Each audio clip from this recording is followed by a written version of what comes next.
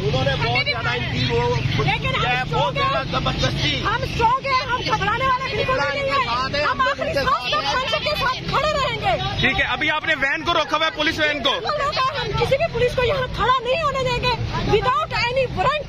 उनको लेके गए, हम वकील हैं, हम कस्टोडियन ऑफ द कोर्ट है, प्रैक्टिशनर ऑफ द कोर्ट है। हमारे वकील साहब को विदाउट एनी वारंट पकड़ा गया, जो कि इलीगल है।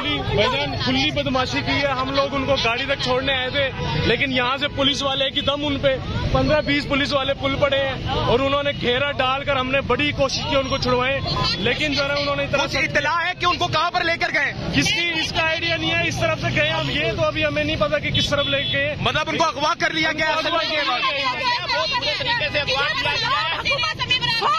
पंजाब हुकूमत की गुंडा करती है, जिसको हम बुकला कभी भी नहीं मानेंगे इंशाल्लाह।